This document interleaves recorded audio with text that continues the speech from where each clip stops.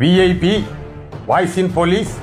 இது போலீஸ் பொதுமக்கள் நல்லுறவுக்கான. அனைவருக்கும் வாய்ஸ் இன் போலீஸ் உங்கள் விஐபி வணக்கங்கள். அப்புறம் இந்த லஞ்ச ஒழிப்புத்துறையினுடைய செயல்பாடு குறித்து பார்ப்போம்ப்பா. இது சமீபமாக பார்த்தீங்கன்னா ஒரு 10 நாளாக பார்த்தீங்கன்னா தொடர்ச்சியாக லஞ்ச ஒழிப்பினுடைய செய்தி அங்கே பிடிச்சாங்க இங்கே பிடிச்சாங்க வந்துக்கிட்டே இருக்கும். சர்ப்ரைஸாக வந்து அந்தந்த மாவட்டத்தில் இருக்கக்கூடிய லஞ்ச ஒழிப்புத்துறையினர் அந்தந்த அரசு அலுவலகங்களில் திடீர்னு சோதனைக்கு போகிறாங்க. கணக்கில் காட்டப்படாத பணம் கைப்பற்றுறாங்க, சில ட்ராப் கேஸ் கைப்பற்றுறாங்க.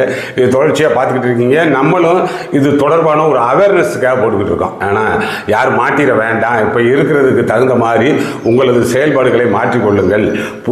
அந்த புதிய ஆட்சி அமைஞ்சிருக்கு, டைரக்டரேட் ஆஃப் விஜிலன்ஸுக்கு புதிய டைரக்டர் பொறுப்பேற்றிருக்கிறாரு. அதனால் அதனுடைய செயல்பாடு வேறு வகையான வேகம் எடுக்குதுங்க அப்படின்ற ஒரு அறிவுறுத்தலுக்காக தான். அதுக்கு கூட வேறு சில யூடியூப் சேனல் நம்ம என்னமோ அருண் நம்மளை செட்டப் பண்ணி போட்டிருக்கிறாரு. நம்மளுக்கு என்னங்க அந்த பதவியில் அருண் இருந்தான்னா வருண் இருந்தானா அதெல்லாம் நமக்கு மேட்ரு கிடையாது. ஒரு துறை மிகவும் அற்புதமாக செயல்படுது அப்படின்னா அது பாராட்டித்தான் ஆகணும். இன்னும் சொல்ல போனால் அது நேரடியாக பொதுமக்களுக்கு பலன் கொடுக்கக்கூடிய ஒரு விஷயம். அது வந்து 1000 கொடு 2000 கொடு அப்படின்னு சொல்லி பறிக்கிறான் பார்த்தீங்களா. அந்த வருவாய்த்துறையாக இருக்கட்டும், ஆர்டிஓ ஆஃபீஸாக இருக்கட்டும், காவல் நிலையமாக இருக்கட்டும், பத்திரப்பதிவு துறையாக இருக்கட்டும், நேரடியாக பொதுமக்கள் அன்றாடம் சந்திக்கக்கூடிய ஒரு விஷயம் இருக்குல்ல. அதனால இது போன்ற செயலை யார் முன்னெடுக்கிறாங்களோ நம்ம அதில் ஆர்வமாக இருக்கோம். ஒரு நல்ல விஷயம் நடக்கிறதுல ஆர்வமாக இருக்கோம்னா நம்ம பாராட்டித்தான் ஆகணும். அப்புறம் மற்றபடி என்ன, நம்ம மாதிரியான சேனல்காரங்களா அவர் வந்து தனக்கு ஆதரவாளர்களாக வச்சுக்கிட்டு தான் அவர் தன்னுடைய அந்த பதவிக்குரிய செயல்பாடு பண்ணணும்லாம் அவசியம் கிடையாது. அப்படித்தான் நான் நினைக்கிறேன்.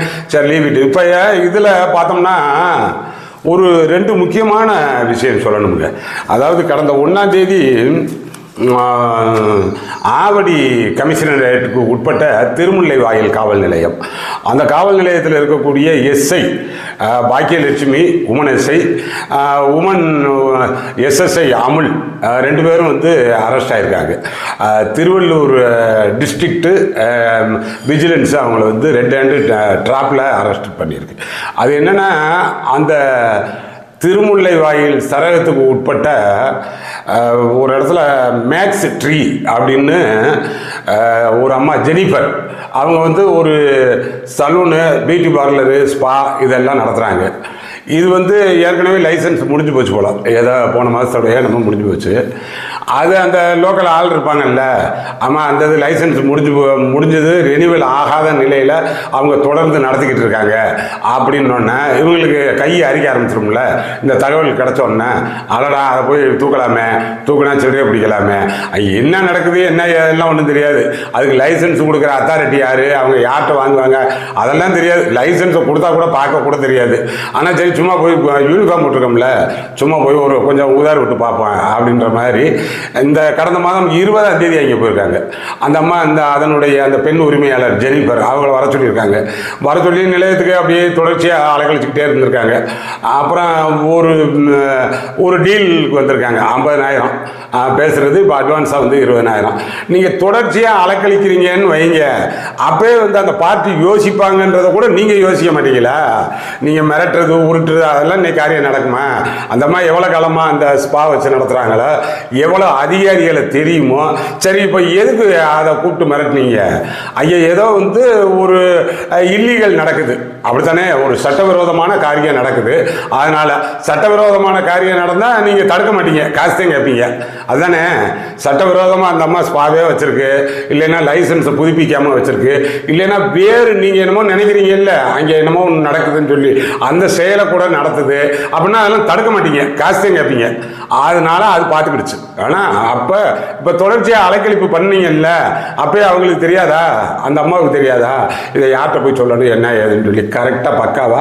இப்போ அது நீங்கள் ஒன்றும் பிடிக்கல, அந்த அம்மாவை லைசன்ஸ் இல்லைன்றதை நீங்கள் பிடிக்கல, உங்களை பிடிக்கிறதுக்கு அந்த அம்மா ஏற்பாடு பண்ணுறாங்க. எப்படி கரெக்டாக போய் திருவள்ளூர் விஜிலன்ஸ் டிஎஸ்பிகிட்ட போய் சொல்லி அவங்களே வந்து பினாத்தலின் பவுடர் தடவி நோட்டை கொடுத்து கொண்டு வந்து கடந்த 1/7/2026 இவங்க நிலையத்தில் இருக்கும் பொழுதே நேரடியாக கொடுத்து ரெட் ஹேண்டடு ட்ராப்பு, அப்படியே அரெஸ்டடு செக்யூர்டு, ஆனால் யூனிஃபார்ம்லேயே இருக்கும்போது அப்புறம் அப்படி கொடுத்து இப்போ முக்காடை மாட்டிக்கிட்டு அப்படியே தானே அரெஸ்ட்டு அப்படியே கூட போகிறீங்க. அதே 2 பேரும் வந்து நல்லா தெரியுமில்ல, நீங்கள் தானே எஸ்ஐ தானே, அப்புறம் என்னத்தை இப்போ பிடிச்சி முகத்தை மூடி முக்காடு போட்டால் உங்களை தெரிஞ்ச ஆளுக்கு நீங்கள் ஏன்றது தெரியும், உங்களை தெரியாத ஆளு இப்போ நாங்கள் இருக்கோம்னா எனக்கு தெரியவும் தெரியாது, நீ முக்காடு போட்டாலும் தெரியாது, மூஞ்சி முக்காடு போடாமல் சும்மா போனாலும் தெரியாது. அதனால அப்புறம் அப்போ மட்டும் வெக்கம் வந்துடுதா? இது அதுக்கு தான் நம்ம திரும்ப திரும்ப நம்ம சேனலில் சொல்கிறது. ஏன்னா இப்போதைக்கு இருக்கக்கூடியதற்கு எப்பயுமே அந்த சர்வைவல் ஆஃப் த ஃபிட்டஸ்ட் இருக்கு பார்த்தீங்களா, அது என்னன்னா அந்த மாற்றத்திற்கு தகுந்தவாறு எது தன்னை தகவமைக்கிறதோ அதுதான் வாழும். நீங்கள் உங்களது புத்திசாலித்தனமோ உங்களது பலமோ கிடையாதான், ஆனால் உங்களது ஸ்ட்ரென்த்தனோ உங்களது இன்டெலிஜென்ட்டோ கிடையாதான். அதற்கு தகுந்த மாதிரியான அந்த அடாப்டபிலிட்டி அதுதான் வேணும், அடாப்ட் ஆகணும். இப்போ இருக்கிற சிஸ்டத்துக்கு அடாப்ட் ஆகிக்கங்க. இந்த எஸ்ஐ அரெஸ்ட்டு 2 பேர் அரெஸ்ட்டு 1ஆம் தேதி நடந்தது. அதுக்கு பிறகு அதை காட்டிலும் பார்த்துக்கங்க, சூப்பராக சிக்கின ஒரு ஜாயிண்ட் கமிஷனர், இந்து சமய அறநிலையத்துறையினுடைய ஜாயிண்ட் கமிஷனரு 2ஆம் தேதி, அதுக்கு அடுத்த நாள். இந்த மாதிரி என்னென்னா நேம் ஜோதிலட்சுமி. இவங்க வந்து 2011, இது வந்து குரூப் 1 சர்வீஸு, 2011 ஜாயின்டு. அப்போ வந்து டைரெக்டாக அசிஸ்டன்ட் கமிஷனர் இந்து சமய அறநிலையத்துறையில் அசிஸ்டன்ட் கமிஷனர், அப்புறம் அதிலே டெப்டி கமிஷனர் ஆகிப்பாங்க, அப்புறம் ஜாயின்ட் கமிஷனரு. ஜாயின்ட் கமிஷனர்னால் இப்போ தமிழ்நாடு முழுக்க ஒரு 25 பேர் இருப்பாங்க. அப்புறம் இதுக்கடுத்து போனால் நீ அடிஷ்னல் கமிஷனர், அது ஆகிறதுக்கான வாய்ப்பு இருக்குது. அப்புறம் கமிஷனருமே ஆகலாம், ஆனால் அதற்குரிய வயசு இருக்குது, அதற்குரிய சர்வீஸ் இருக்குது. இந்த அம்மா வந்து அந்த ஏசி ஜாயின் பண்ணாங்க பாருங்கள் அசிஸ்டன்ட் கமிஷனர், அப்போ இருந்தே அலிகேஷன் தாங்க. யார்? இந்த ஜோதிலட்சுமி. எங்கே போனாலும் எங்கெங்கே இருந்திருக்காங்கன்னா, இதுக்கு முன்னாடி நல்ல பெரிய பெரிய கோயில் தான் செலக்ட் பண்ணுவாங்களாம். திருவண்ணாமலை, சென்னை பார்த்தசாரதி, திருவெற்றியூர் தியாகராஜ சுவாமி கோயில், அந்த முக்கியமாக அந்த தஞ்சாவூர், திருவண்ணாமலை, சென்னை இதுகளில் இருக்கக்கூடிய பெரிய பெரிய கோயில் இதுகளில் தான் செலக்ட் பண்ணுவாங்களாம். ஏற்கனவே ஏகப்பட்ட அலிகேஷனு.